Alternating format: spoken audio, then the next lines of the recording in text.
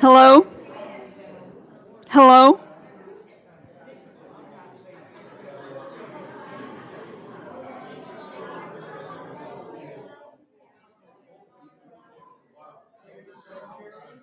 Hello? Can everyone hear me?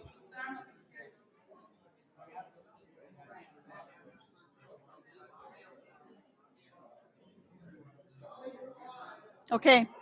Hello, can everyone hear me? Is the mic on?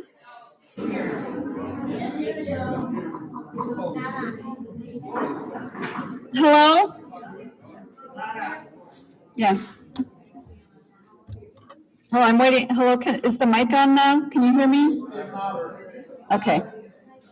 Thank you. Thank you for everyone who's taken the time to join us today. I want to welcome everyone, and I especially want to welcome our neighbors from Las Palmas. Can we give them a big hand for coming all the way over here? Thank you. Thank you. My name is Sally York, and I'm a volunteer coordinator here at Las Palmas Grand for the Neighborhood Watch program. And we're here to learn more about the Neighborhood Watch program, and we're expecting Dawn Blake to join us. I haven't heard back from her as to what the delay is, but George Griffin is here from Las Palmas, and he'll tell you a little bit more about his background as we get started.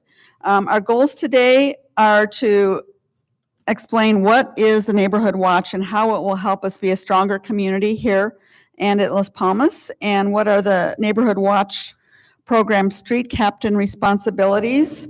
What does that mean to be a street captain, or how you can support your street captains? And we'll go over some crime prevention information, and then the role of having Neighborhood Watch meetings in our communities, whether it's a meeting here in the ballroom or if street captains want to host some block parties in the clubhouse or on their streets. First of all, I got involved in this because I'm a retired RN. I have plenty of time on my hands now, but I used to coordinate and develop and train folks in community-based public health programs all over Washington State for the Washington State Department of Health. So I know how much this type of program can help communities just be stronger, safer, and ultimately improve the quality of life and help folks be more connected, all of which make for healthy communities. So I'm really happy to have the opportunity to be involved in this program.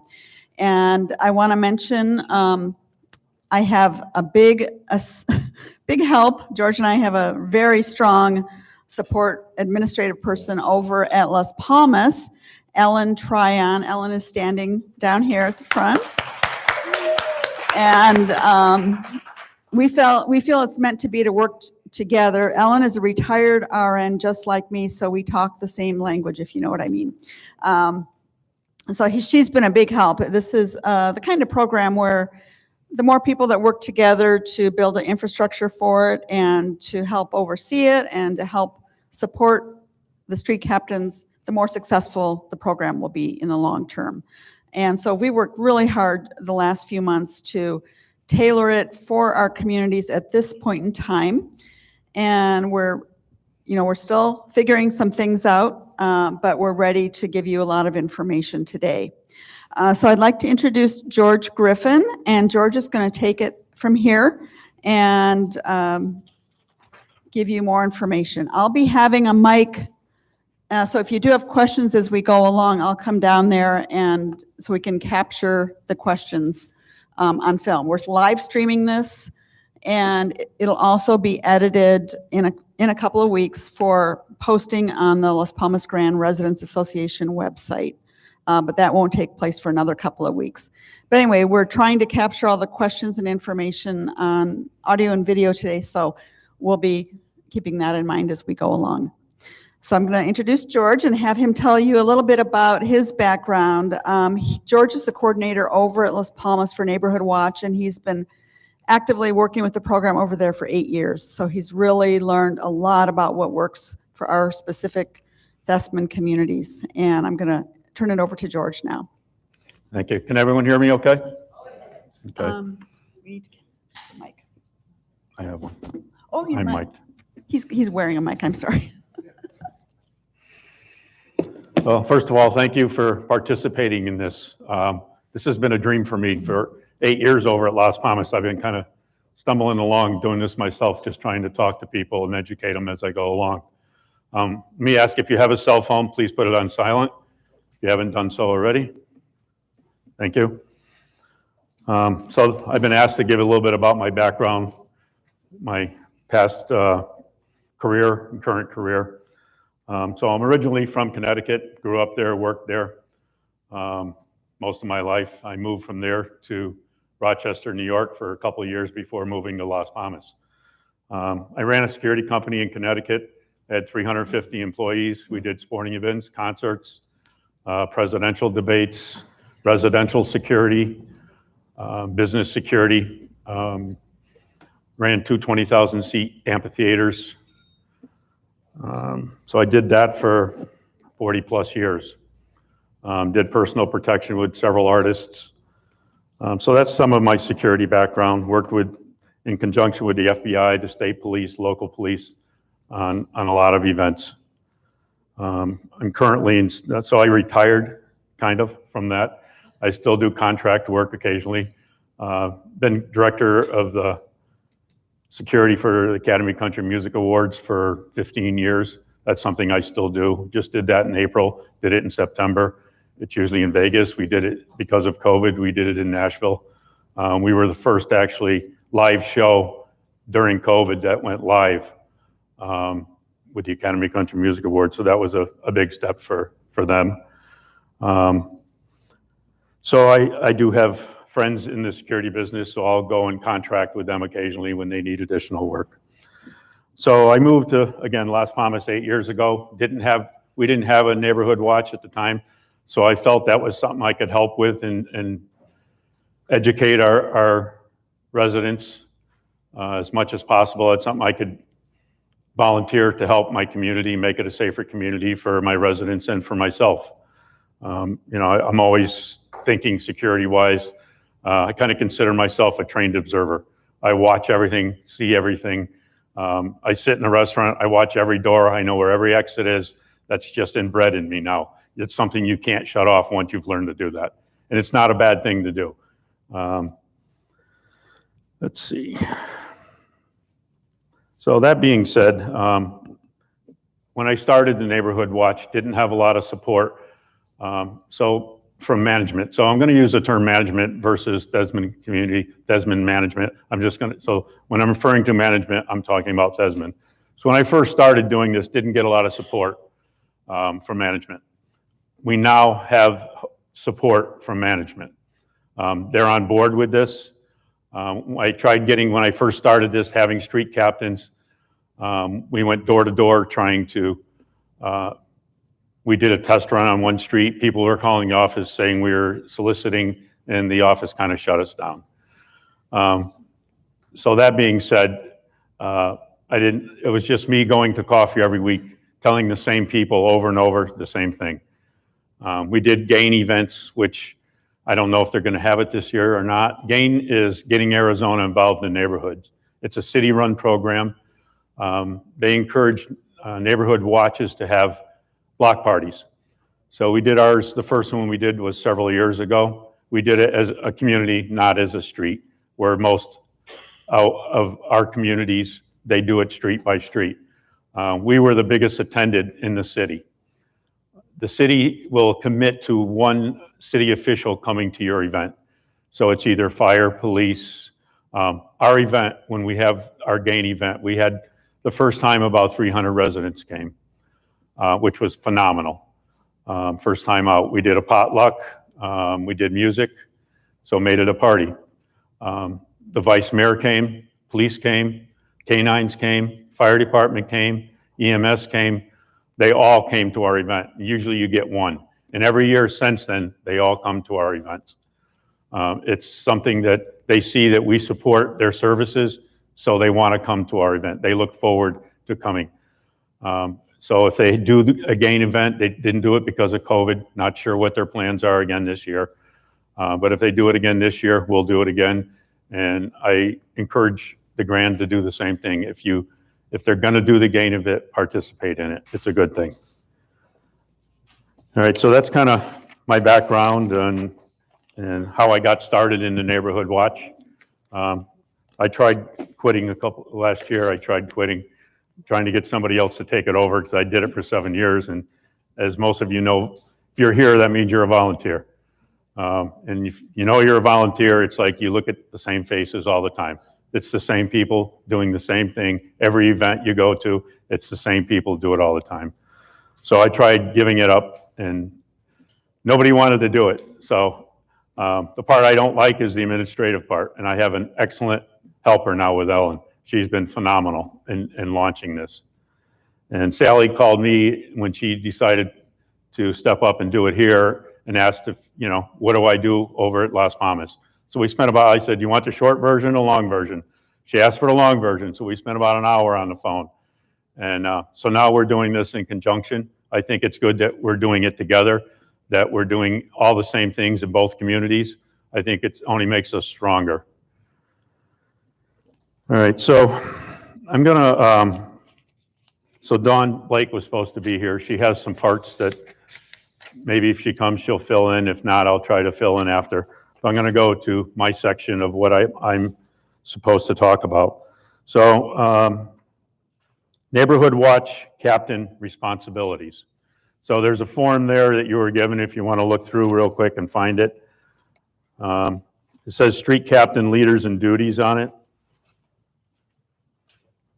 I'm going to go down real quick. You can follow along if you want to, or just listen to me.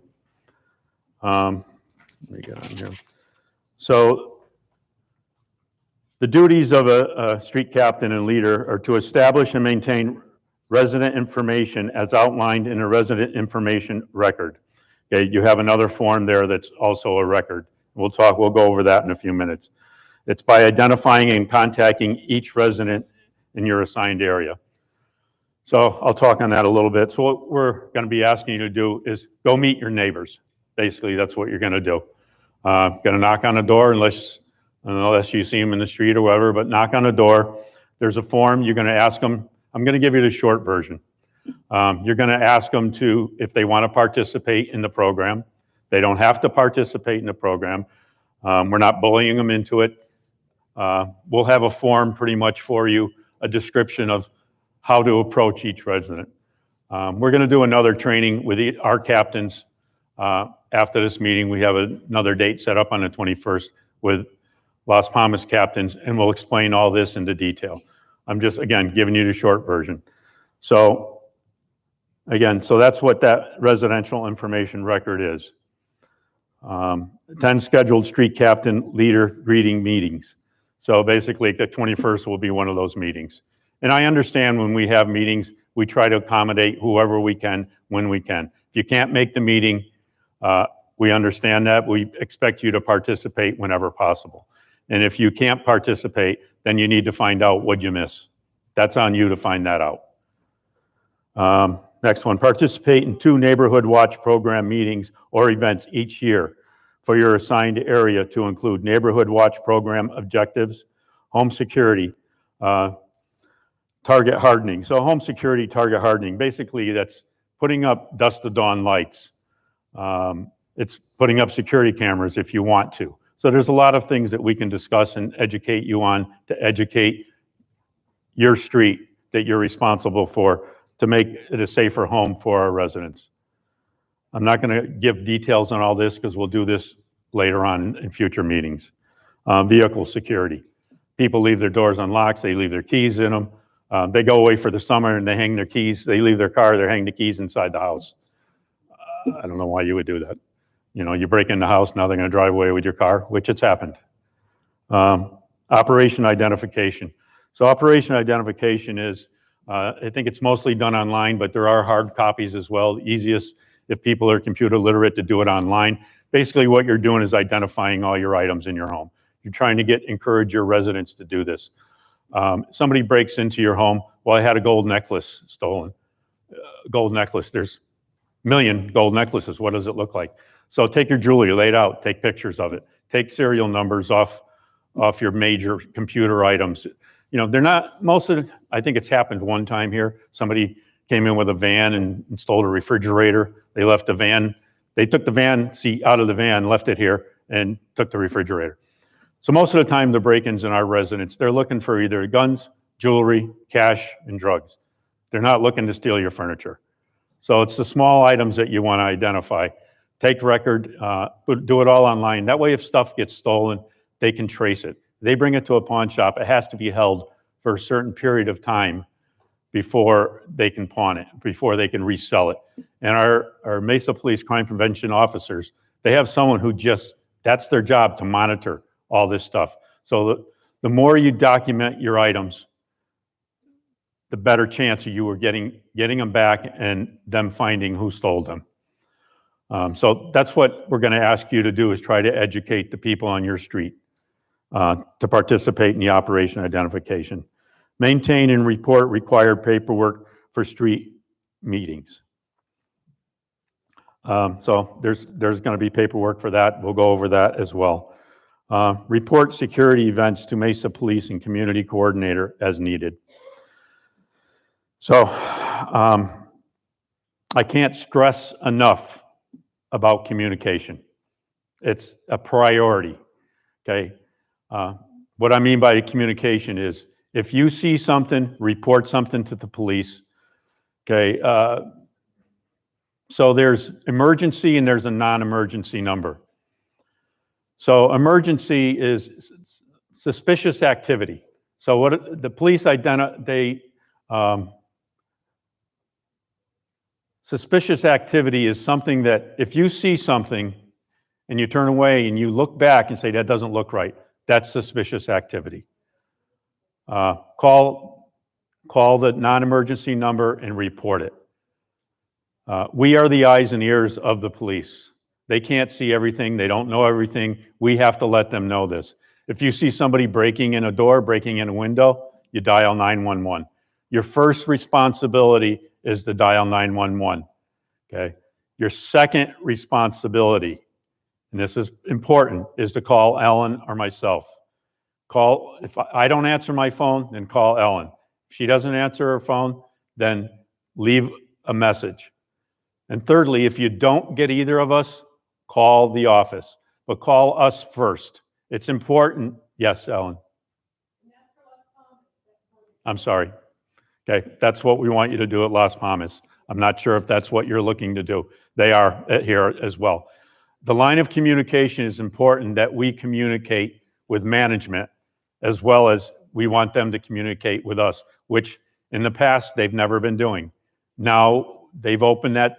Things happen, I've been notified right away from management, which is, we have to do the same thing back. So if we do something, management, the office needs to know.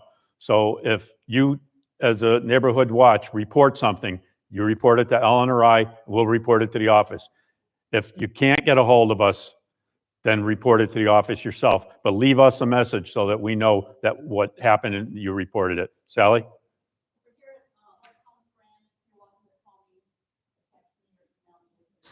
An incident that's occurred, so I can share it with other street captains and caretakers. But again, it's important that we keep that line of communication with management, because we want the same thing from them, and now they're giving us that, so we need to continue that.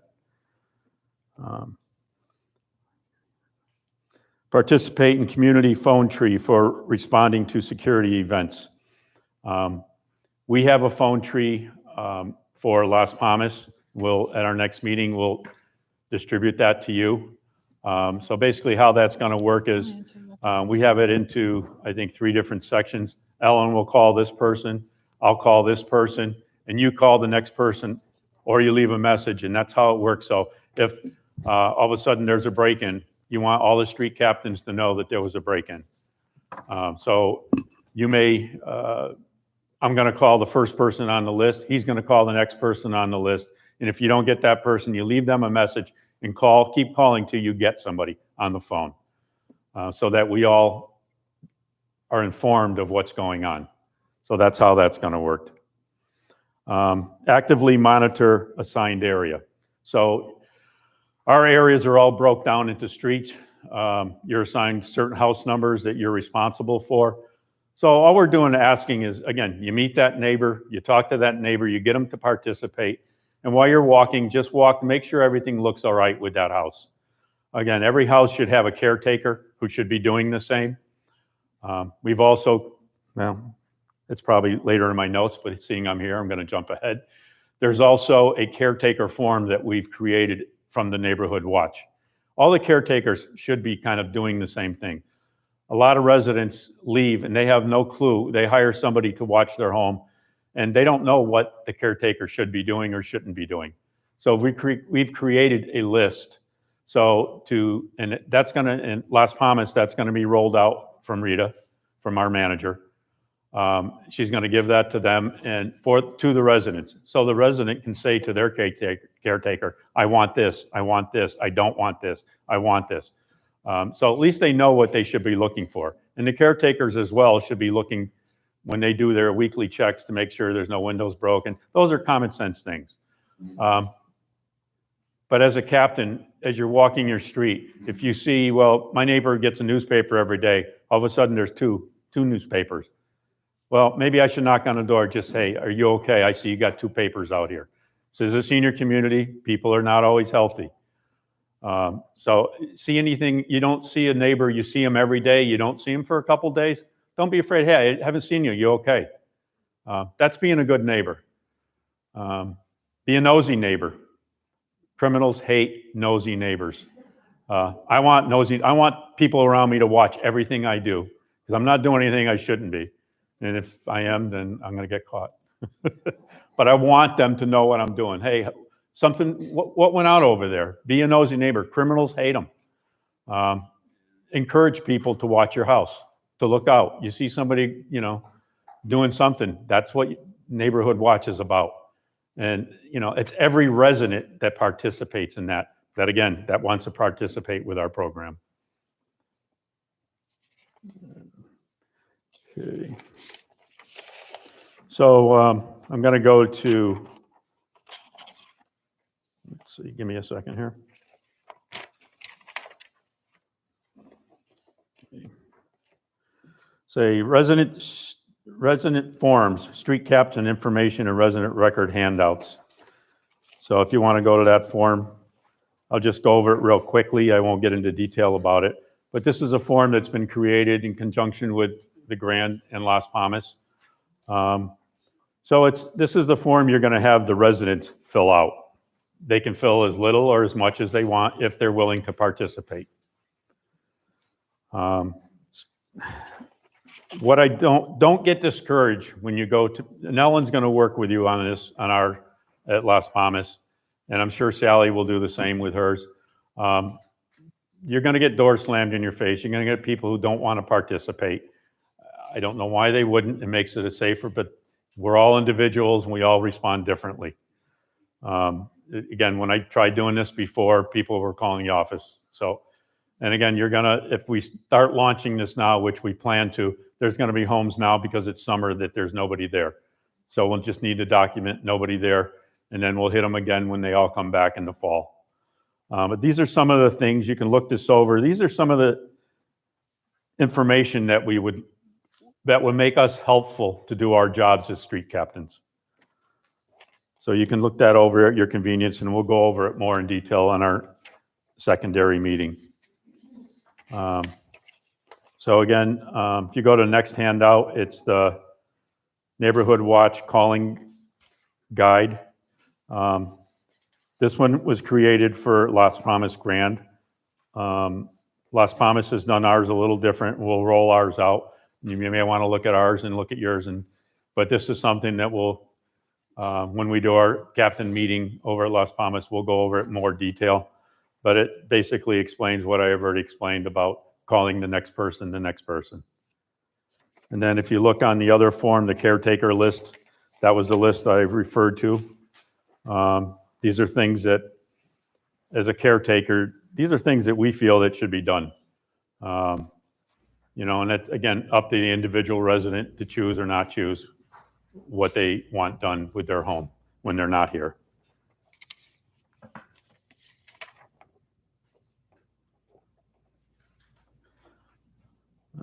Let's see. So I'm going to jump into where Dawn should have explained some of this, but some of it I've already explained about reporting suspicious activity and crime. Again, suspicious activity goes to non-emergency number. You see, in our neighborhoods, you see 3 hooded teenagers walking around in your neighborhood. Well, it could be somebody's grandson, might not be, but if you get 3 of them walking around, not kind of looking around, that's suspicious. To me, that's suspicious activity.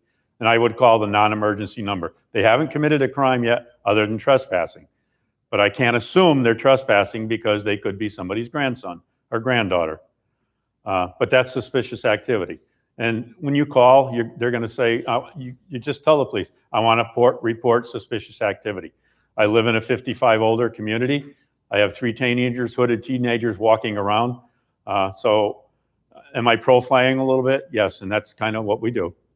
And they're going to say, well, where do you live? What are they doing suspicious, and give it as much detail as you can. Look at clothing, look at age. Those are the details they're going to ask. And again, when you report a 911, when somebody's breaking in, you see somebody breaking in, you want to try to get as much detail because they're going to ask you all these questions. How many people have dialed 911 before?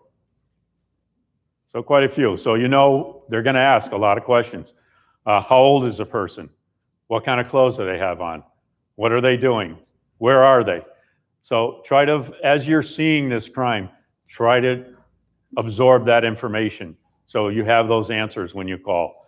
If it's a vehicle, try to get the make and model of the car. I used to know cars, 60s, 70s, 50s. I can tell you every make and model. All the new ones, I'm lost. I don't know. But try to get the color of the car. If you can get a license plate, get that information. As much information as you can get, they can do their job better.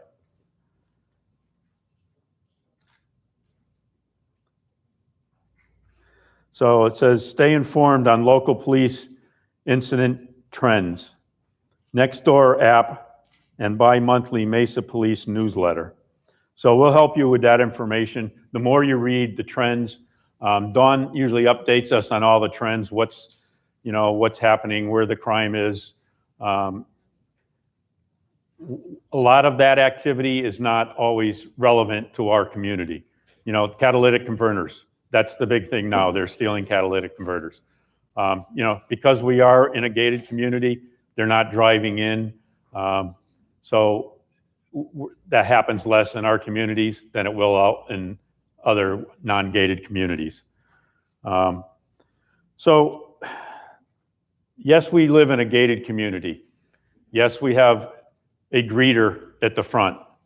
They're not a security guard. Thesman management sometimes refers to them as security when it's convenient. When it's not, they're not security.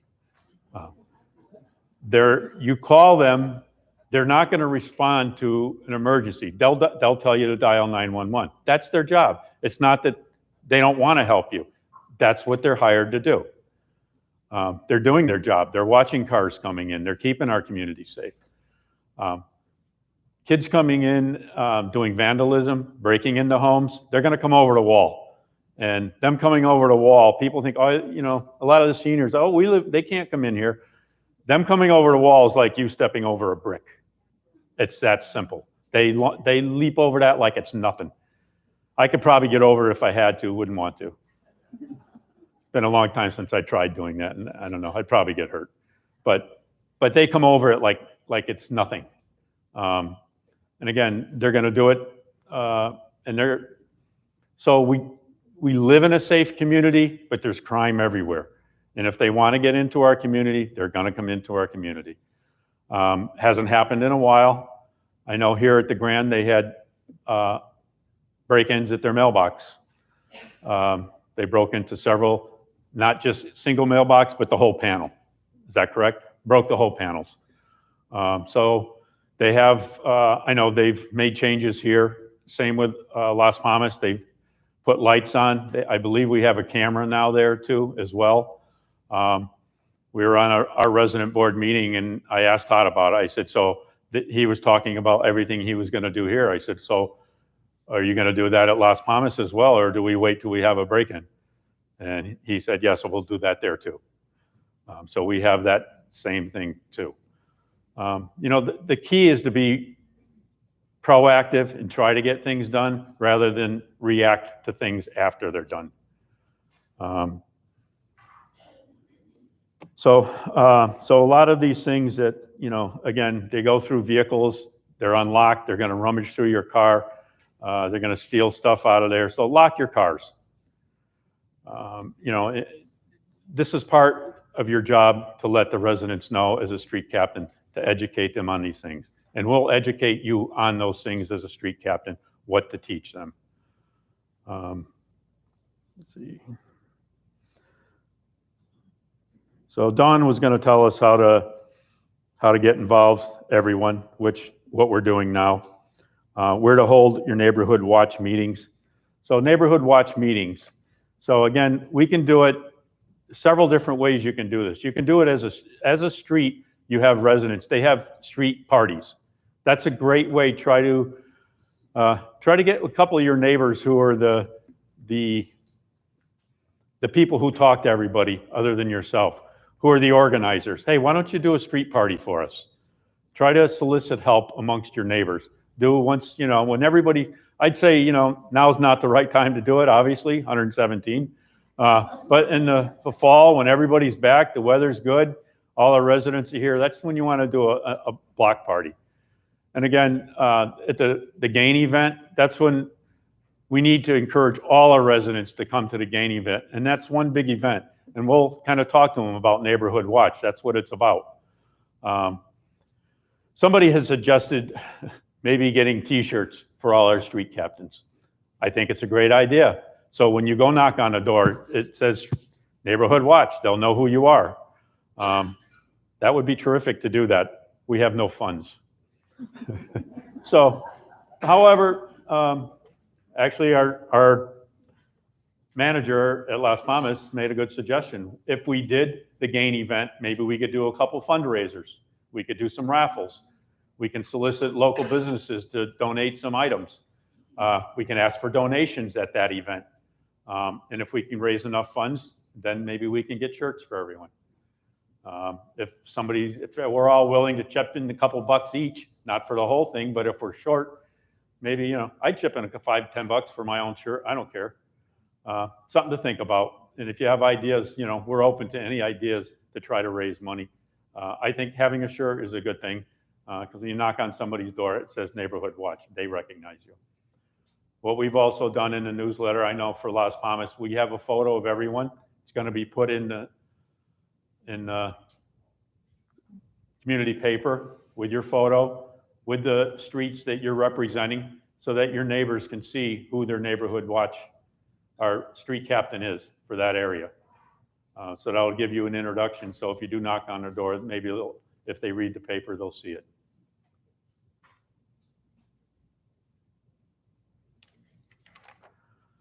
Am I missing anything you'd like to add?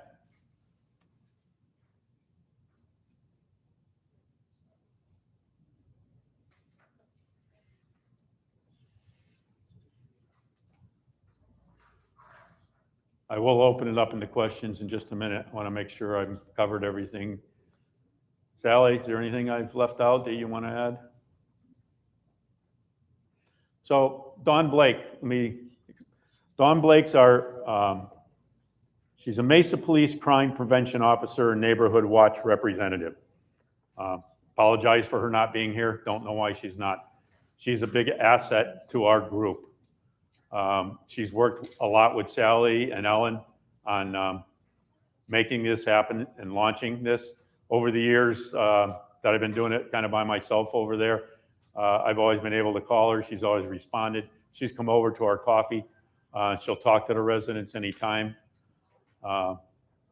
So she's a great resource for us as a Neighborhood Watch. Any problems, any questions, paperwork, she's willing to provide all this information for us.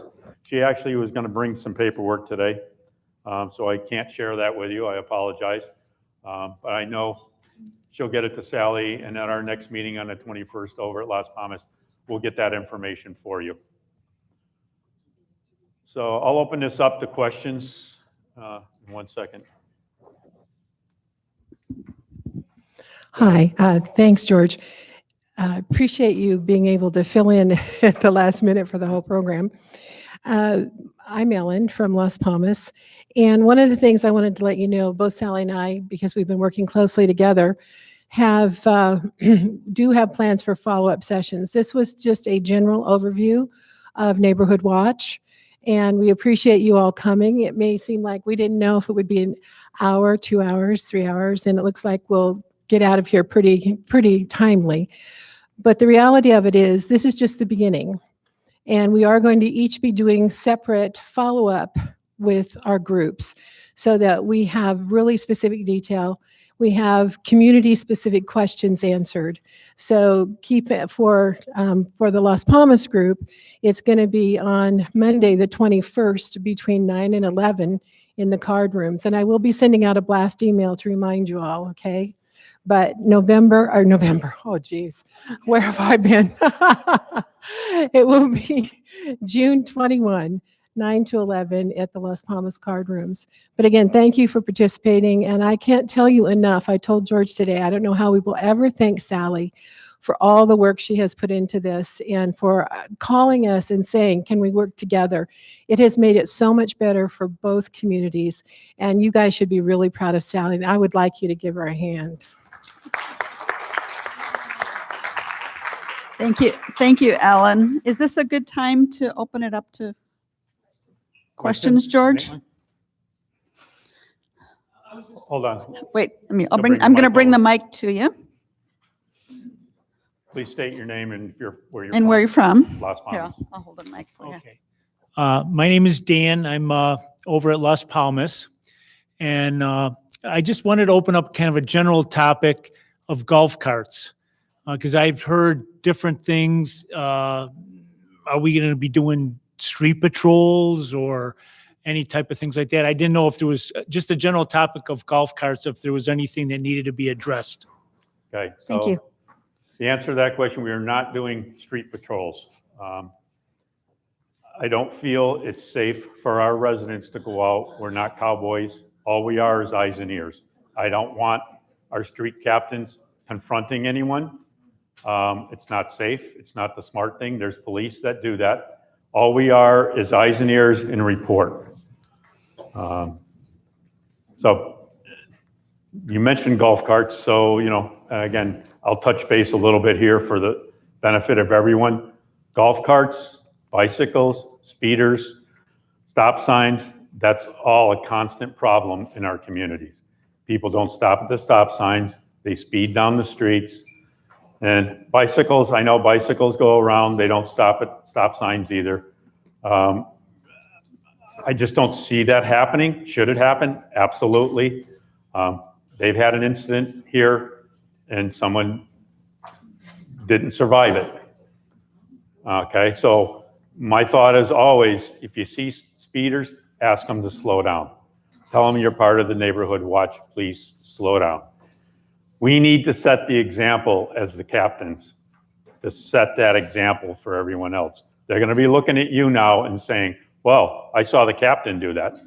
So we need to set the example for everyone else to do the right thing. And if you see them doing the wrong thing, politely ask them, please slow down. This is a senior community. It's 15 miles an hour. As most retired people, it shouldn't be that urgent that you have to speed to get somewhere in our community. Any other questions? Yes, 1 second.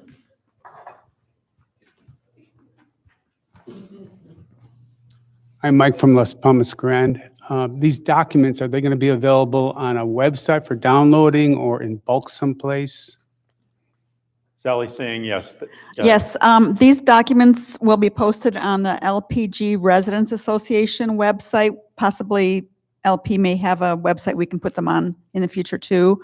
And then once I know how many copies each street captain needs, I can have copies made and I'll deliver them to you. Thank you. Yes. So in regard to Las Palmas, we will provide at our meeting on the 21st, you with copies of all the forms that you need. So we'll have those, and we can make them available electronically too. So you can print them out if you want to, or we will provide them for you. We have another question here.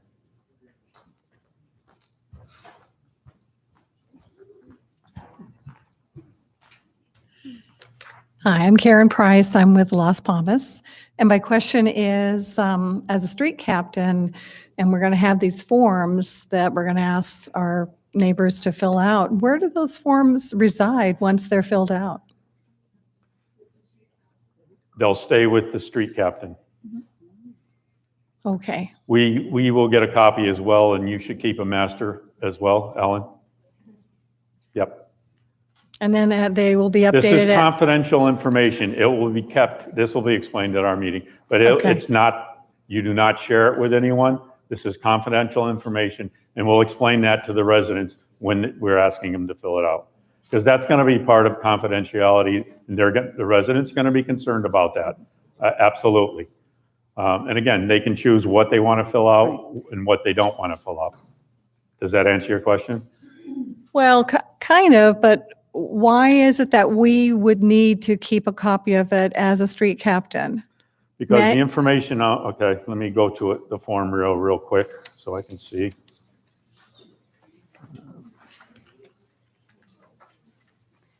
Are you referring to the resident record So- form So if you see, or? so to answer that, to give you an example.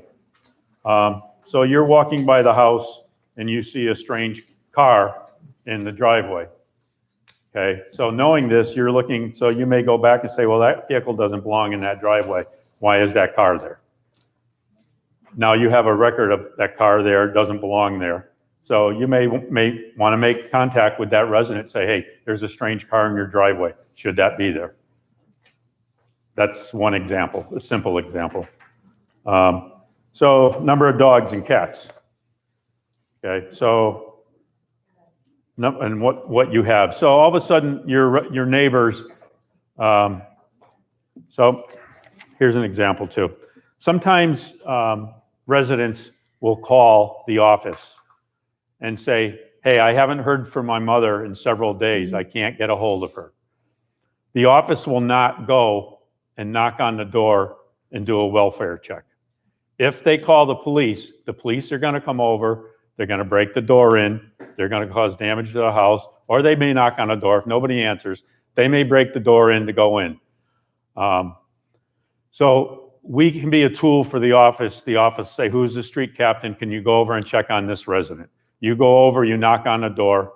They have a dog. Dog's not barking. Well, maybe she went somewhere. Maybe the parent went to Vegas for the week, didn't want to tell their kids they went. Who knows what people do? So at that point, you can say, you can call whoever the child back and say, hey, I went over to your mom's house. The dog's not there. The car's not there. It's not up to us to call the police. You then say to them, if you want a welfare check, you need to call the police. We never call the police for a welfare check, because then it's on us that we called it and we gave them permission to break the door down. Those are examples of some of the information that we're looking for those reasons. And also, the residents can pick and choose which information they want the street captain to know specifically. A snowbird may want you to know that they have a golf cart parked in the driveway. Or someone who lives alone may want you to know they've had a problem with a lot of falls lately. And if they don't, if you don't see them for 2 days, please check on them. So it's pretty individual and it's all voluntary. It's not required, but there are things that some neighbors may want their street captains to know and just be aware of. So you can tailor this to your street and your neighbors. You may want to add something to this form Mhm. that states, Stuff happens. contact the caretaker. Excuse me, I'm sorry. Contact the caretaker or the emergency contact under these conditions. Because I know for myself, I may be at home and not go out for 2 or 3 days. Right. And I don't have any animals, so there's no one I have to worry about that. But I kind of am thinking, I'm not sure if I want to, and I know most of my neighbors, but I want to make sure that they want to fill this out, that they want to be a part of this, so that, it feels like it's in their best interest. Because I do worry about those that are, I know live on the street, but I haven't seen them at all. And they never come out anytime during the day or night. So those are the ones I worry about. So that's why I asked the question, who's going to have Yes. this form?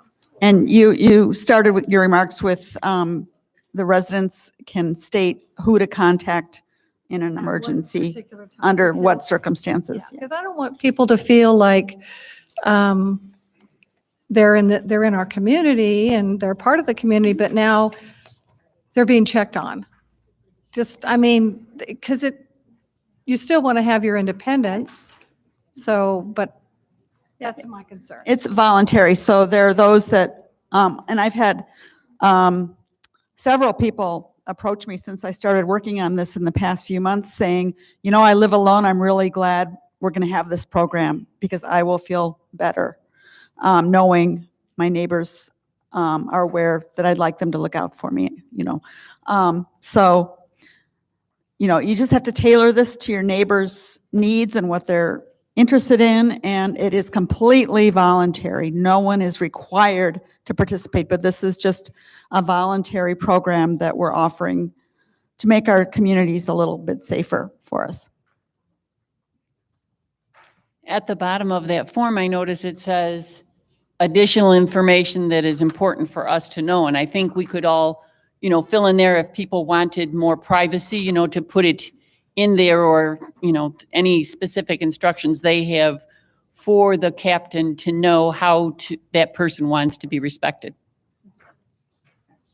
You have another question here? You can see.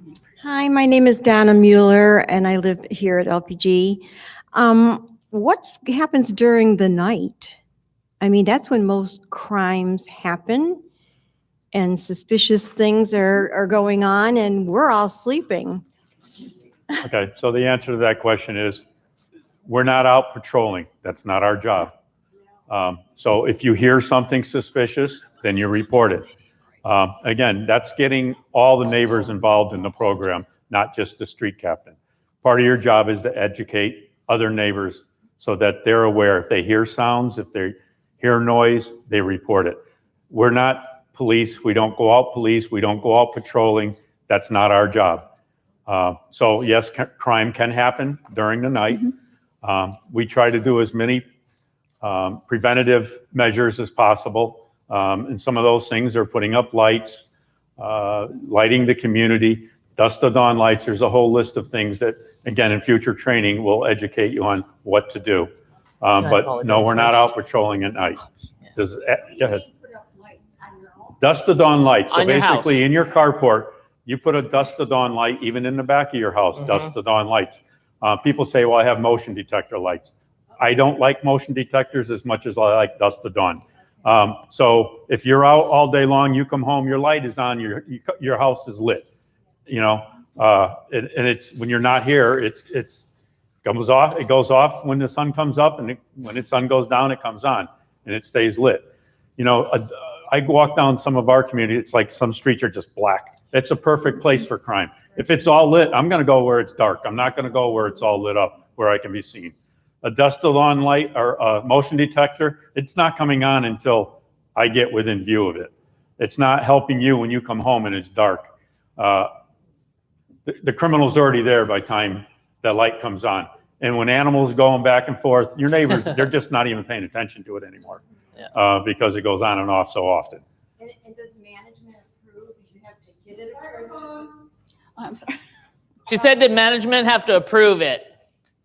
Yeah. Does management have to approve the type of light you're putting? I would say yes. Because it's an. Anything put outside has to get an Yeah. ARB, yes. Wow. Yeah, and I want to say, also comment very briefly, like I said, I've had people come to me that live alone and are really grateful we're going to have this program in place. But I've also had a lot of people come to me and tell me stories about what they heard or saw during the night or during the day, and then they didn't do anything. They might have called the main gate, but they needed to do a non-emergency call to the police, or if they saw something in progress, call 911. But now I'm starting to have people come to me and say, you know, I saw something that didn't look right. I went and checked on my neighbor. I did this, I did that. I made a call to the non-emergency. So these are the kind of changes we want to see happen with this program that are going to make us safer here. Peggy has a question, and then Dawn will be able to We're live speak. Okay. streaming. So If- I'm Peggy Marcone from Las Palmas Grand. When the break-ins occurred last July, we were told that we could go to Lowe's or Home Depot and buy a light bulb that screws into your patio light that's already there, and it turns on dusk to dawn. That's what we did, and ours is on. My next door neighbor, who is very elderly, thanked me for putting it on because she didn't have a light on that side of her house, so it lights up that side of her house too. Right. So that's if you have an existing light already, then it's just a screw-in thing, then you put the bulb in, there's a little sensor. If you're installing a light, then I would say you get an ARB because you're installing something. If you get resistance from management about installing a dusk to dawn light, please let myself, Ellen, or Sally know, and we'll work with management questioning, why are you doing this? Doesn't mean we're going to resolve it, but we're going to question it as a neighborhood watch. It's a safety issue.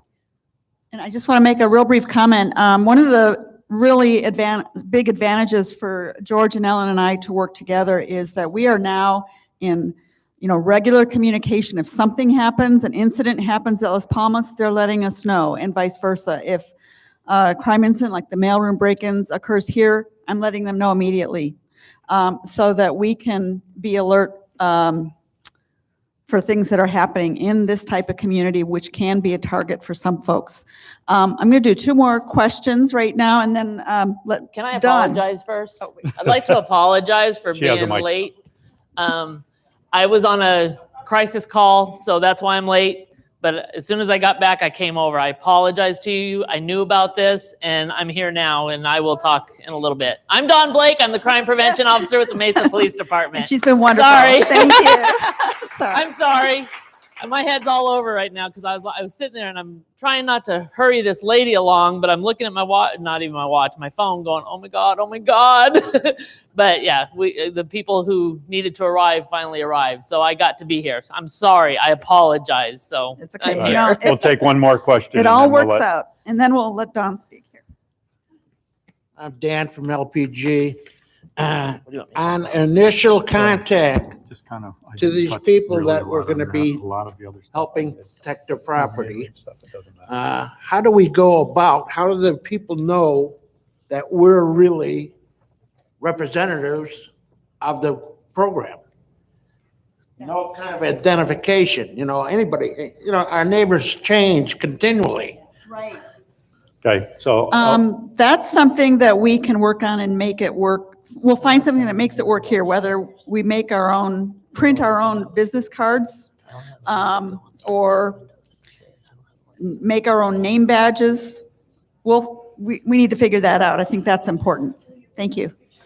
I have one more question. and again, while she's and then going to the Dawn. next question. So what we've done, again, in newsletter, we've identified people. You'll have the forms. We'll have an introductory letter for, at least at Las Palmas, we're going to have an introductory letter so you can present it to them so they can see that. That's a valid question, and I understand that. That's why I say if we had T-shirts, it would identify you, but we don't have that luxury yet. And again, if you made up a business card, anybody can make up a card as well. So, all you're going to do is try to make the introduction. You'll have the forms, you'll have an introductory letter. That's the best we can do. If you have suggestions, by all means, talk to us. Yes, sir. My name's Jim Dye, Las Palmas. On the resident information record, why don't we put something on this paper that says the information on there will remain confidential? Yes, that's a very good suggestion. Thank you. We can do that. Thank you. Good suggestion. We'll do that before we All post right. them online. We'll hold questions for a few minutes, and then we'll let Dawn speak, and then we'll go back to questions. I'm going to sit down. Okay. You can hear that way. You'll be Oh. under the camera. or Oh. he's going to follow you. Okay, he'll follow me. Okay, because I can't stand behind a podium. Okay, I am Don Blake. I am your crime prevention officer. For those of you that live here, you can hop the wall and come see me. Please don't do that. I'm joking. Don't hop the wall. Okay, there's a bunch of cops back there. So what is Neighborhood Watch? As I'm sure George has already said, is police can't be everywhere when things are happening. Right now, my district alone is 78 square miles now. The next district next to us, that's the next biggest one, is only 36. So we go down past Gateway Airport, we go all the way up past Las Sendes, we go from Meridian to Higley. Huge, huge. Now, let me tell you something that you're gonna go, oh my God. We don't have any more officers than those other districts have. One of the districts is only 10 square miles. But she's got a lot of gangs and stuff like that. We don't have that out here. Plus, it wasn't as big as what we are growing to now. You guys see the growth that's around. Some people are very like, oh my gosh, I wish it wasn't growing, you know, but it's going to happen. It's already been approved. This district is going to be cut in half. We're not sure if it's going to be cut in half at the 60 or Southern or Broadway or Main. I'm not sure where the half point's going to be. But we're going to get redistricted, and I should only be about 36, 37 square miles in. I am staying south. So for you that live here, you're going to be stuck with me. I'm sorry. For your district, you're probably going to get a new, CPO. But we'll work hand in hand because I know it. Just because he's on the other side of Main Street, and I know I'm not going to the other side there. So you'll be stuck with me. So Neighborhood Watch, because my officers can't be everywhere, it's just looking out for each other. I'm sure you said all this, right? That's okay. Say it again. Okay. I mean, I've known him since I've started, I think, right? Yes. I've been with Mesa almost 5 years. January will be 5 years. And I think he's probably one of the first people I met out in the community. So he's been doing this a long time. He knows what he's talking about. Good resource. To get people involved in Neighborhood Watch, it's kind of hard because you guys have a lot of winter visitors. But you know, one thing that we try and tell people is when you're gone for the winter, don't make your home look like you're gone, because that's a bad thing. So you people, how many of you here are year round? Oh, cool. How many of you here? Okay, so how many of you guys are only winter visitors? Oh, nobody. One person. Neighborhood Watch need to be here all year. Yeah. Street captains need to be here all the time. Wow, that's really cool, because now you guys are kind of the eyes and ears for your areas.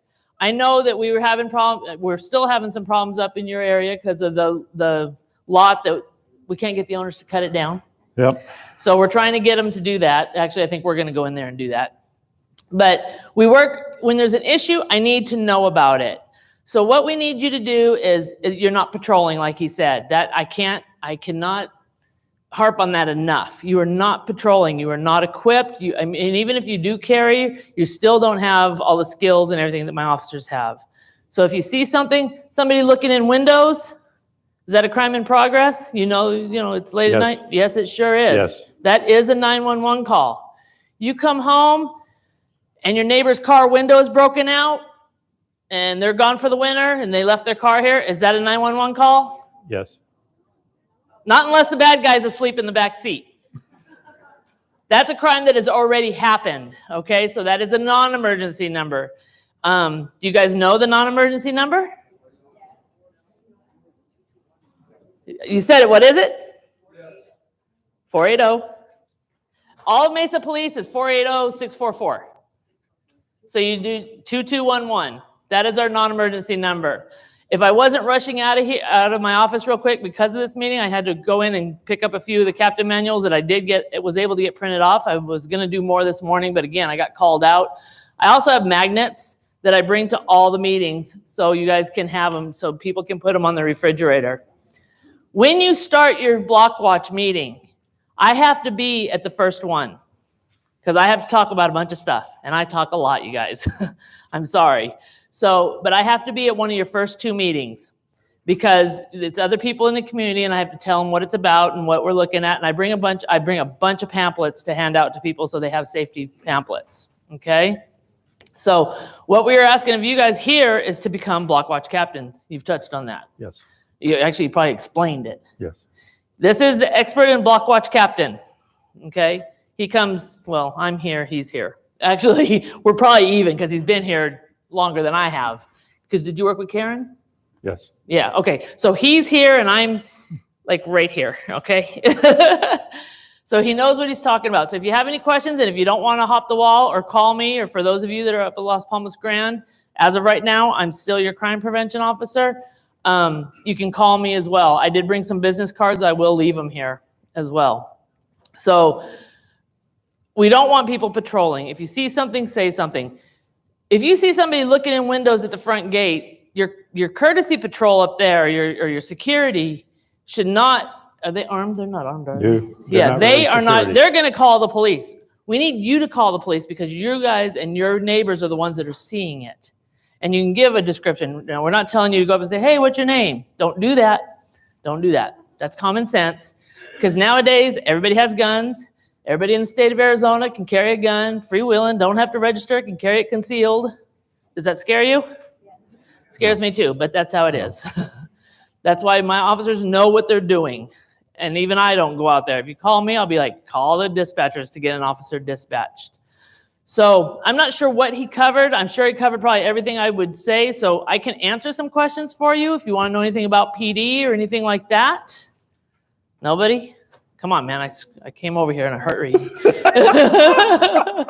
I was sweating out there too because I was outside with this person.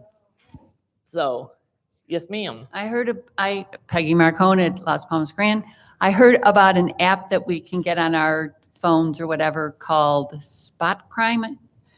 That's not put out through us. That's put out by an app company, but I know there's some ones out there that you can do.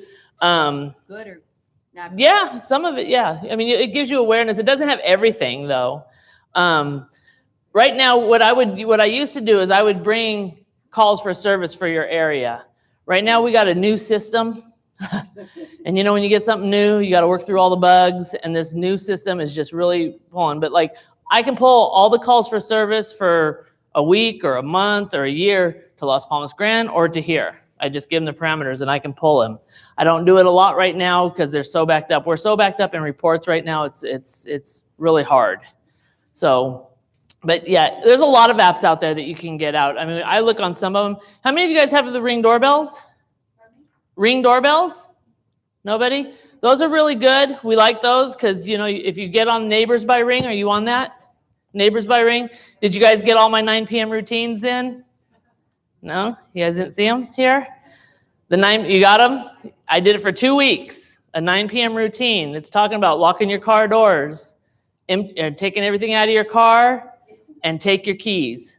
And what did I read today? Somebody had their car parked in their driveway. It had their wallet and a purse in it. So I know us women aren't leaving our purses in the car. So you guys, please take your purses out of the car. Please, please. But if they see a purse or they see a wallet or they see anything in it, because they're just going around right now trying door handles. If it opens, they're going in. But if it doesn't open, they'll have a flashlight and they're going to look to see if it's worth breaking in. And I read it every day. And that's why I did that 9 p.m. routine for 2 weeks. I put it out. Are you guys on Nextdoor? Yeah. Nextdoor? Did you read my 9 p.m. routine on Nextdoor? Yes. Because I did it on both of them. So if you have both of them, you heard it twice. And it was the exact same thing. And you know, those 2 weeks that I was doing that, our car burglaries were down. As soon as I stopped doing it, it went back up. So don't be surprised if you start seeing it again here in the next week. Because if I have to remind you every day to lock your cars, take your keys and remove all your belongings. Now, with that being said, I don't want to call the kettle black and everything, but I've been preaching this for 5 years now. Lock your car, remove everything out of your car, blah, blah. I have nothing in my car except for my grocery bags that I take in. And did y'all hear Walmart is getting rid of their plastic bags? So I have grocery bags that I take in. Yep. I saw you go. And I also had all my face masks in my center console. So one morning I get out and I'm going to work and I open my door and I'm like, son of a, somebody, I didn't lock, I got complacent and my car was not locked and they went in it. And they pulled all my masks out of the center console. They didn't take anything. They didn't even take the change in the bottom. They pulled my bags out from under my seat and they opened my glove compartment. I don't have anything in my glove compartment, so they didn't take it. But I forgot to lock my car. Or I got complacent and just didn't do it. So now I get out, I lock it. And then before I go to bed, I live in an apartment complex right here on Baseline in the 202, that one right there. I stand out on my balcony, I can see my car, and I lock it before I go to bed. Because you know what? It happened to me, and I can't believe it. Did I call the police? No, because nothing was stolen. And heck no. But did I tell my lieutenant? Yeah. And do the other officers know about it? Yeah. And do I hear about it every day? Yeah. Like every hour? Yeah. And this happened like 3 months ago. So please, stuff like that. And that's what I'm going to talk about. Stuff like that, home burglaries, personal safety. Yes, ma'am.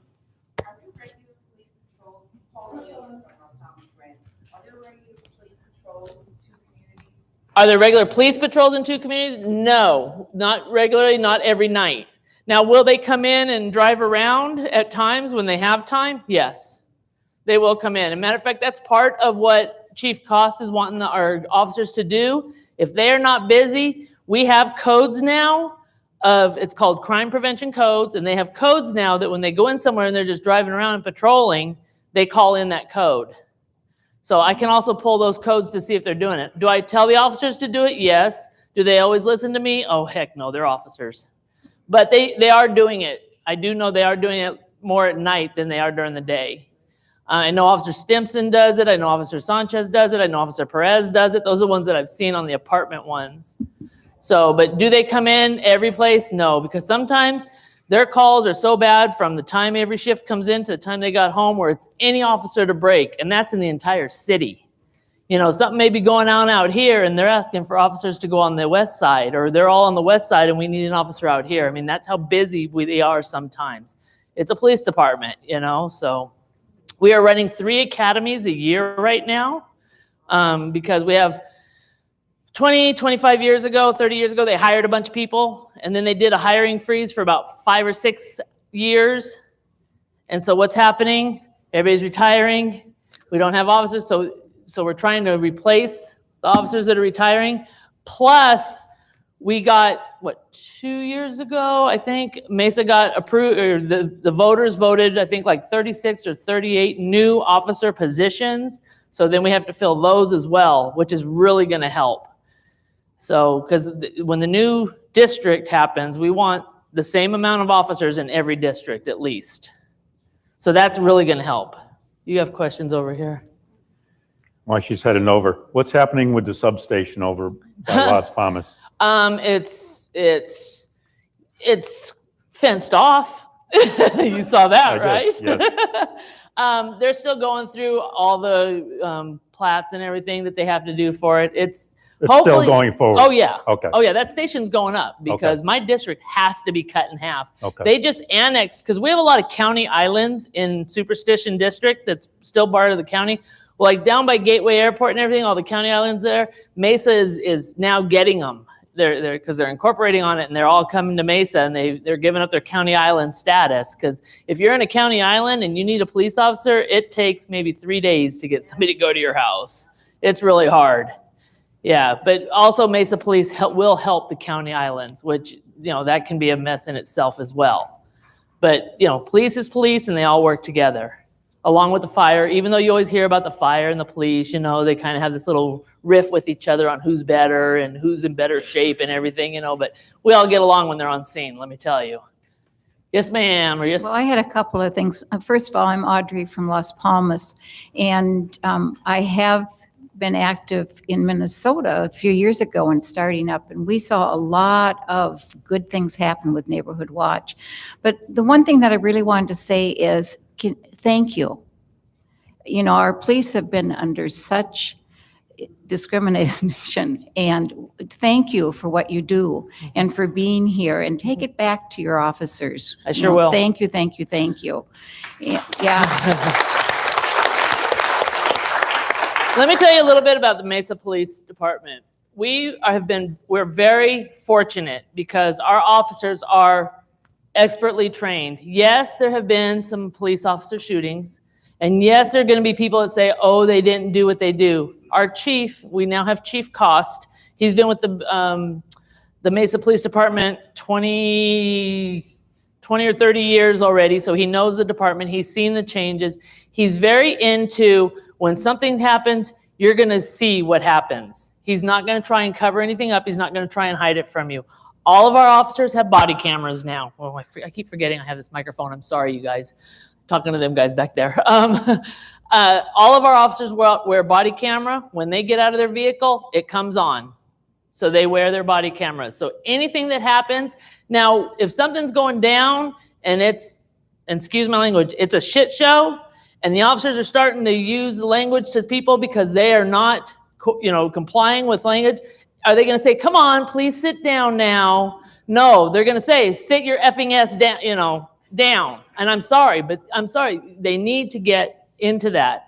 So is that unprofessional? No, you're talking about a scene that it's either going to be somebody's life or it's all going to come out okay. Our officers do an awesome job. Other agencies from other states are sending people down to watch our police academy.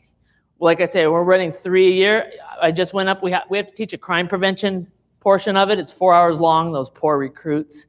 But anyways, we just did it on Monday, and there was officers from Scottsdale in that class and officers from Chandler in that class. I've seen officers from Tempe, and I've seen officers from Gilbert also go through our academies. But now we're having other states come down and watch.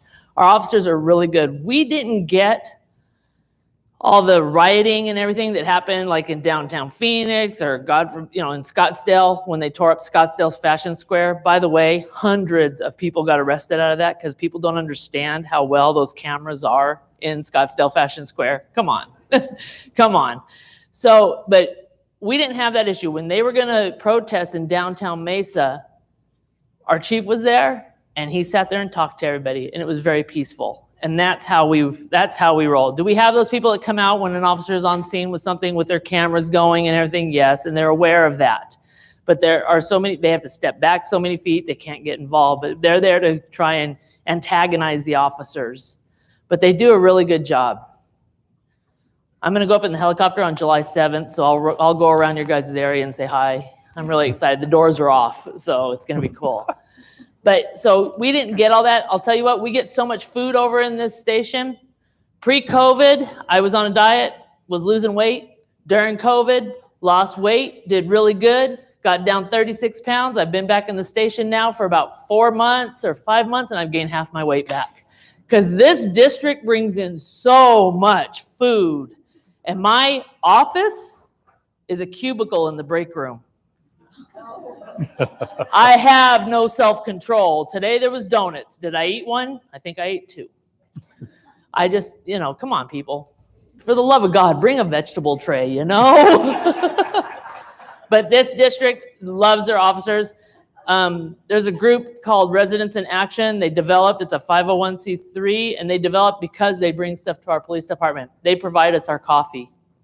Because, police, everybody know why donuts and coffee are related to police officers? Because back in the day, donut shops were the only thing open 24 hours a day. Oh! See, so if you learned anything, you learned that, okay? Yes. Paul Steffi, Las Palmas. My wife and I have been there for 16 months, and there's not a month that goes by I don't hear what to me sounds like the discharge of a firearm. This would be at night. And sometimes it's 1, 2, 3, or 1, 2. And has anyone else heard this, or does anyone know what it is? I hear a lot, because I live close by you guys. I know a lot of them are firecrackers and stuff that are going off. A lot of them are that. Firearms, I haven't heard anything on that. I don't know if any calls have come in, but by the time the officers get around, it's done. Yeah. So. I was going to say, Dan from Las Palmas, I did hear like a M80 firecracker or something go off last night too. Got my dog out of bed. But yeah. Another quick subject. Did the topic or subject of signs come up in regard to cooperation with management down the road to put signs on the outside walls, stating this is a neighborhood watch community, that type of thing? I can answer that. Or do we have signs out there? Let me talk about it We real do? quick, and then you can answer Okay, for I'm a management. newbie. Okay. I'm here, I've only been here since early March. Okay, so the Mesa Police Department, first of all, you guys have the old neighborhood watch sign outside your, McGruff is dead, by the way, okay, he died. Actually in Arizona, he died, it was too hot. So we don't have McGruff anymore, and on your neighborhood watch sign out here, you do have McGruff on there. So they do know it's an old one. Now that we're starting this again, I'm going to ask that those be replaced. So I will put one at your front gate, and I'm going to put one at the side gate there too. And those are where I put signs. I can only give 2 signs per area now. Before they used to be able to put them on every street. Now we're not allowed to do that just because of the cost and, you know, money. It all comes in government money, you know. Supposedly they don't have any because I'm looking for a raise. No, I'm joking. But there's neighborhood watch signs. I also, once you start a neighborhood watch in your block, and I know you guys have, you know, made your outline of who's going, you know, what blocks are going to be done, right? I mean, they showed it to me when they came in and saw me, and it's really good. I like how they're doing it. They showed you, Yes. you were part of it, I'm sure. I really like it. I have some of the stickers that say I participate in Neighborhood Watch, and they go on the inside of a window though. So I'm going to try and get some more of those. I don't know if I'm going to have enough for both areas and stuff. I'm trying to get some more, but again, because of COVID, our budget went to heck. So it might take me some while to get it. So I'll let about the outside of your walls and stuff. That's you. So in regard to the outside, it doesn't say neighborhood watch, but management has gone around the whole perimeter and put up no trespassing signs on the outside of all the walls out in the field area, all the way around our perimeter. And they've done that probably within the last 6 months. That has been done. Doesn't say neighborhood watch, but it does say no trespassing. And transients and people like that, when they see the no trespassing signs, they know in the city of Mesa that means this property is participating in the no trespass in our program and stuff. So that's their warning. If they are caught on property, the officers don't have to give them a warning then. They can either ticket them and or arrest them. And everybody talks about the homeless and what are we doing and everything. Mesa has an awesome program for homeless. I mean, we're using right now the Windermere Hotel, and some people are, you know, they go in there, they stay, they get, you know, they go through either their drug, you know, rehab and everything, and then they move on. And what we're trying to do is get them to a place where they can get a job. They go through job training, they do all this stuff and get their own places. Because we're also working with the Section 8 people. We're trying to get Section 8 people that have been there for years and years and years to move out into their own apartments. So Mesa Police Department is even having, and it's not police department, it's for other agencies like Kmart and Walmart and Dexcom. We're having a job fair in August. You know, this is the first time that crime prevention, we are having this huge job fair in Mesa. So we got Dexcom, you know, that's, you know, down there by Gateway Airport, and it says, you know, now hiring and all this stuff. And I went in there and I gave the security, I said, we're going to have a job fair with the Mesa Police Department. Would like to talk to you. By the time I got back to my desk, the CEO had already called me. He says, we're in. All these people are looking for people to work. So what Mesa is working with, whether it's with CBI or all these other agencies that we work with, is to get these people so they can be self-sufficient. So we are trying to work on the problem, because I don't know if you guys have driven in downtown Phoenix lately, because I was down there and along Jefferson and Washington down past 7th Avenue. There's just tent after tent Yep. after tent after tent. It's Yep. just crazy. I Every was corner. like, every corner, every vacant lot is filled. So we're trying to do it. Then we also heard, and I don't know if this is true, so don't quote me on it, but we have heard that like Mesa is giving them a bus pass and say, write it to the end. Or a rail pass and say, write it to the end. Well, the rail pass ends at Gilbert, but then Gilbert, you know, Lindy and her district is like, no, keep going east, keep going east. And so I'm going, no, keep going east, keep going east. So I'm trying to push them to Apache Junction, but we're trying to stop the problem. And we have a really good program for homeless people. When you guys see these people begging, you know, holding up signs, and they look pathetic, they really do, and you really want to give them money, don't give them money. Because anytime we stop them, and we have, you know, whether they arrest them or whatever, they've got $300, $400, $500 in their pocket. They make more money than we do. Yeah, they do. You know, there used to be the couple that used to sit on Power and Hampton, the wheelchair, the girl in the wheelchair and the big fat guy. They have an apartment over in West Mesa. And we asked them, why do you come out here then? We lost your microphone. Oh. I don't know where that is. It's right there. Hello. I'm loud enough, aren't I? But we're streaming live too. Oh yeah, they're still streaming live. Are you getting me at all, you guys? No? And there's On top, it's mute or on or off. I can't see. I don't have my readers on. I need cheaters. Yes, I'm that old. It's on, but it's not on. It must have went dead. Did mine go dead or is it on? It's on? He's saying it's on. still getting you back here, you're just not going out. Okay. Okay. So I'm loud. Okay. My mom always used to tell me, could you quit being so loud? Good thing I didn't listen to her, huh? So, anyways, so we asked them, why do you come out here if you live in West Mesa? And they said, because the old people are stupid and they give us money. Those are their words.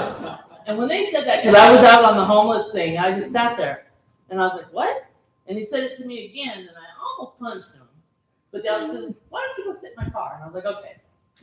You know, I mean, come on, really? I mean, I am old enough to live here. Finally, I reached that age. You know, so I might be your neighbor one day, you never know. But I cannot believe that. And when you talk to these people, it's crazy. But some of them, you know, the young ones, I don't understand why the 20-year-olds, you know, if you want to do drugs, go do your drugs, but don't ask for money for us to help you support them. Because they're not going to eat with it. They're not going to get an apartment with it. They're going to get drugs. I don't care how, I mean, believe me, I've even seen some that I'm like, oh, they can't really be trying to swindle me. But I still don't give them money. And there's times when I want to, because some of them look very pathetic. They really do, and it breaks your heart. But we all worked, you know?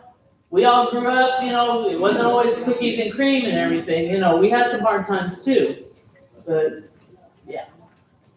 So what else do you want to know about either PD, me, your area? Yes, Master. Dan from LPG. We live in the back of Ellsworth. And every night between 9 and 11 o'clock, it's drag race time. Is anybody checking on that? When they can get in the area, they're sitting there, but they're not. The people see them, so they don't do anything. But when they're on calls, somebody can't just sit there. But what they do is they go under that, under the freeway there, because I live on Baseline in the 202. And they get under there, and that's when they rev their engine because they like to hear it.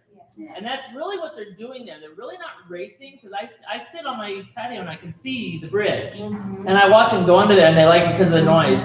But there's drag racing going everywhere. There's going up north, and I'm getting it all the time. And it is on the mission for officers that when you can be in the area at certain times. But sometimes, they're like I said, they're going from call to call to call. Believe me, they don't just sit around and not do anything. When they come on, we work 4 10-hour shifts. That's our job, 4 10 hours. And by the time they get out of their car and they're out, and the time they come back in, they're doing something, whether it's, you know, just doing, like I said, the patrol to the crime prevention patrol, or they're on calls. And there's been days where I'll have my radio on and it's call after call after call after call. And you can see them come in just like, ooh. Or some days they come in and they'll tell me, hey, I drove through this area. Could you go talk about this? Because I saw this at this property. And they tell me, and that's what I go out and do. I work very closely with the officers. So, yeah, when you're talking about Ellsworth and right there, right under that thing, they just love to hear their engines. I don't understand it. But I hear it because my window faces it. Well, we hear it almost every night. Yeah, so do I. I'm right there with you. We'll stand out and wave at each other. Okay? I just had a question. You said you have 3 academies currently going? No, Are- 2 right now, Oh, we have 3 a year going. Because Oh, it takes a year from the time they start to the time they're out on their own. And are you, kind of like, I'll roll this together. Is the defund police affecting recruiting or anything like that? Are the academies full? Yeah, well, to become a police officer nowadays with everything that's in the news is kind of hard. We have, like this next class, I think for Mesa alone, we have like 28 out of 35, which is pretty good. Wow, yeah, That's pretty good, because we're not gonna have a class of 100. We can't teach that many. Right. Because of all their training that they go through, whether it's the cars or, you know, driving cars. Yeah, and if you want to know what police does, we have a Citizens Police Academy that you guys can sign up for. And they take you through all this stuff. No, you're not old. There's people that live in this complex right now that volunteers with us. Oh, I was gonna say, did they provide independence? I don't know. You need to wrap this up. But It's there getting is a off topic. Citizens Police Academy. I mean, you're not gonna go out there and run and all this stuff. What they're gonna do is take you through the classes and show you what they teach them. And they're gonna take you out and show you the driving. I went to our 1 team training because there's some departments that I didn't know what they did here. Granted, I'm almost here 5 years, but still, Mesa Police is a big department. But I have been in the cars before when they're on the driving track, and I've been in it before, so I was in the back seat. And the driver is the trained driver who's driving, is a teacher. And, they have their cones set up, and this man's going, I swear he was going 800 miles an hour. I swear. But he didn't hit a cone. He hit that water. He did the circles and then sped out and never hit a cone. I was having issues beforehand. I was having some vertigo problems, and I got in the car, and I was like, I think he fixed it. Because I'm not dizzy anymore. I mean, really, this happened probably about 5 weeks ago I was in it. And yeah, and I'd been in the car before with somebody when I first got hired, and I was like, and he made me drive, and I get in the driver's seat and I started crying. He's like, what are you crying? I was like, I don't want to do this. He goes, you have to. I'm like, okay, what do you want me to do? And he goes, just go straight, slam on your brakes in the water, and control your car through it. And I did it okay. Didn't hit a cone, go fast. Yeah, it was scary. Anybody want to know anything about the helicopter? Yeah. Okay. When the helicopter is up, I want you to know the helicopter patrols just like the cars do. They go from one end of our city to the other. They just go around. They fly around. They're just looking, or they're following an officer, making sure everything's going okay. It's when they're doing that circle and the spotlight and the announcements that you can't even understand. Just go inside. Get on your phones and look, and you can't even call dispatch saying what's going on. They'll say they're looking for somebody because there was an elderly person they were looking for a couple days ago. Sometimes you can understand what they're saying, but please don't sit there and go, what are they doing? Because they're trying to protect you. They had the murder-suicide that happened down south a little bit. The man who shot his family and killed himself, but the little girl played dead, and she jumped out the window and got help. People were outside going, what's going on? And the guy finally, he stood out, not stood, but leaned out the window, or not even the window, but out, because the doors are off. And he just yelled because the intercom was kind of goes, go inside! And people finally went inside, and stuff. But, there's a scene. If you want to know what happened, call me the next day and I'll find out for you. Okay? But please, when they're doing the circles. But of course, when I go up on July 7th, if I'm doing a circle and if it's a wide circle, just get out there and wave at me. Because I want to go in with the doors off. Okay, are there any other questions for Dawn right now? And then we'll wrap it up. Good. Okay. Thank you, Dawn. Thank you so much. Thank you so Appreciate you much, coming. Dawn. I can't, for Las Palmas first, I can't express my gratitude for everybody signing up to be a street captain, for coming to this and volunteering your time. I know volunteering is a unrewarding thing. Makes you feel good, I hope it does, and continue doing it. For those of you who just came as perspective for Grand, see if this is for you. I hope it is. Please support Sally. Talk to your neighbors. I know she needs more street captains. So please go out, talk to your neighbors, say this is a good program. This is gonna, protect our neighborhood. Try to help her. She's only one person. She needs help. You talked about the 2 meetings a year, Yes, and you told them that game. yes, yes. Because we are having game this year. Awesome. We are having game. Been confirmed. So that's a great opportunity for us to meet one of our obligations for a neighborhood watch. But again, support Sally. Help her get some more street captains. Talk to your other neighbors, that people you may think would be good candidates for this, and let them know about this and contact Sally. But thank you all for coming. I appreciate it more than you know. Sorry I was late. Yeah. Sorry I was late. Before everyone goes, I have a very special request, a suggestion. I'd like to have all the folks who volunteered to be street captains actually come up here on the stage, Las Palmas over here and Las Palmas Grand over here, so that all the residents who are watching this on live stream can see familiar faces and know who on their street may be doing this. And, it's going to encourage other folks to get involved. So please, if I can be up here. Don't be shy. Come on up.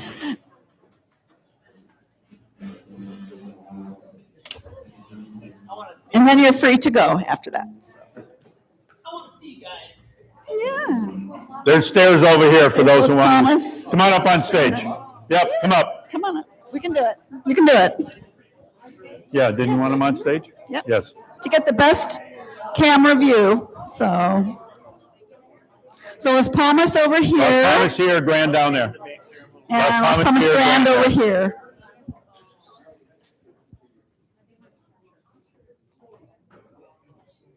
Grand down that way.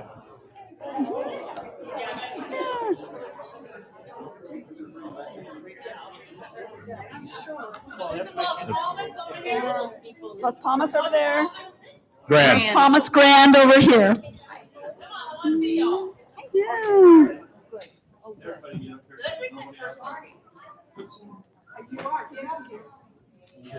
You helped me take out some punk. I did.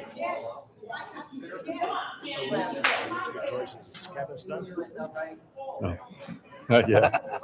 I just talked to her though yesterday. Yeah, good. She hasn't sold yet. She had somebody maybe. Yes. Oh, very nice. I know. We've got more people. We shift the podium down a little bit. Let me get out here. Come on down this way more. We make 3 rows. Everybody come on down. Here you go. Come on down. Right here. Come on.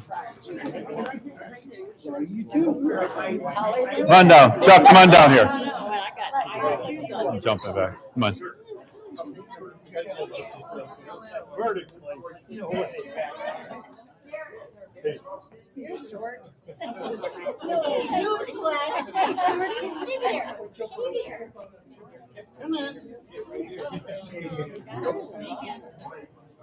You guys come down here in front.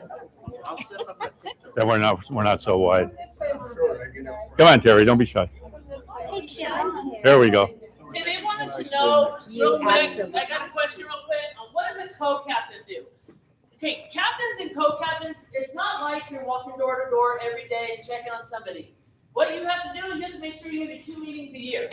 So it would be like 2 co-captains instead of 1 lead and 1 co-captain. You'll be both working together, make sure there's 2 things happening here. And then if somebody has a question, they might come to you and ask you a question. Hey, I'm sorry. I'm sorry, we're not hearing any of that at all. Okay. Here, John. Okay. So co-captains and captains. Co-captains and captains work together. It's like there's 2 co-captains. Okay, Okay, you all can hear me. Because it's not a hard thing to do to be a captain or a co-captain. It's not like you're checking on somebody every day and you're going out there every day. You have the meetings. You have 2 meetings a year. You guys have stuff that happens all the time. You guys have, I don't know, bingo or other type of things that you all come to that they have in this thing. I think you guys have a monthly meeting or something, don't you?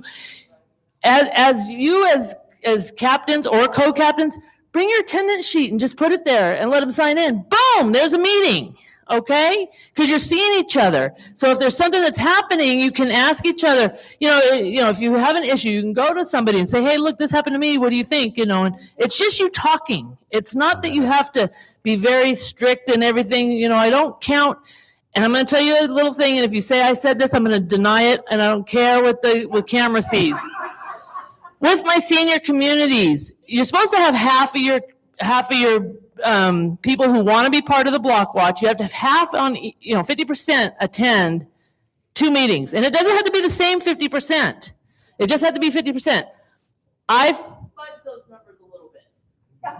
Okay, because I have a lot of seniors, so I know sometimes you guys have to go out or you have appointments during those times. As long as you guys are meeting twice a year. Gain counts as 1. So you only have to meet 1 other time, and you guys can see each other here. Just bring your attendance sheet and set it out. And then if there's issues, just kind of say, hey, go up to your captain or somebody, or your people that are part of it might come up to you and say, hey, well, what do I do about this? And then you can say, call Dawn, ask her. Or if you have the answer, that's fine. But it's not hard. Nothing is hard about this. I don't mean, you don't need to go around and count everybody and make sure. Just whoever signs up, send me your attendance sheet. And I'm good with that. Okay? So I would encourage everybody who came today, if you don't want to be a captain, don't be a captain, but be a co-captain, because you don't know if your captain someday might be sick and can't have it and they've already planned something. So you just show up and you put the attendance sheet down, and then you pick it up, and then you give it to the captain and they send it to me, or they get online and do it. Because you can do this online even. You don't even have to have everybody, that you can just get online and it comes to me. So it comes to crime prevention. It's really easy. So the more people that want to help out, or the more people that know stuff and can help out, that's great. But it's not like you have to organize these huge parties, because I think we'll gain, how much do you do? George, how much on GAIN do you do? Do you run the GAIN area? Yes. Okay, so and then the two ladies that are doing it here will be doing theirs and stuff. So you just need to show up. Because on GAIN, all they have to do is get on and register. You know, and it has to be at least 2 hours, and you'll always get your council member. You know, well, I think you're in District 6, aren't you? You're Councilmember Luna, or are you Councilmember Thompson? You're Luna. Councilmember Luna. Yep. He tries to get to him. Councilmember Thompson always comes here, always. I've been here with him numerous times. You know, you might get fired, or you will get fired. Fire, you know, if there's food, you're going to get police officers and fire people. You know, Motors comes out. Even the trash people come out, and their trash trucks are pretty interesting to see up close. I mean, you know, and if your grandkids happen to be here during game night, bring them. Let them see the officers, because you know, I have 5 grandkids. I'm all proud of that. I have 1 son, 5 grandkids. Woo! Anyways, you know, but I want my grandkids to be able to interact with police officers, because I want them running to the officers. I don't want them running away from the officers. That scares the holy bejesus out of me. Okay? So it's not hard to be a captain. And even if you don't want to be a captain or a co-captain, be active in your neighborhood watch program. Just attend the meetings just so you can get some updates. You might get bored with me because they might ask me to come again. You know, I do have to be at one of the first 2 meetings. That's to make it official. So I do have to be at one of the first 2 meetings. So you might hear some of this stuff over again. You might hear new stuff, and you might get lucky, and I might bring an officer with me. I know how I can get everybody to come to a meeting, and that's if I have K9. If I bring K9, everybody shows up. And we had a K9 thing in here one time. Yeah. Up over in Las Palmas too. I brought a K9. K9, actually that one, he was like, oh, I can't get there. So my lieutenant got on and got another K9 coming in, and the officer looked at me and goes, you owe me. I was like, dang. You know, but K9s are awesome. But yeah, K9 and helicopter, but you're not going to get the helicopter to land. Sorry. So does this count as a meeting? yes, this will count as your first meeting for all I care. And you're here, so we. And I'm met our here. requirement. Well, I still need to be at the one with the other residents. So the captains have to hear me again. I'm sorry. That's okay. I'm sorry. Thank you so much. Yeah. Thank you, and thank you all for coming up on stage. That's really wonderful. So there are more forms on the table as you leave. Help yourself. And for Las Palmas Grand, we'll do some. I'll figure out some next steps in the next couple weeks. So. Thank you, everyone. We were on video.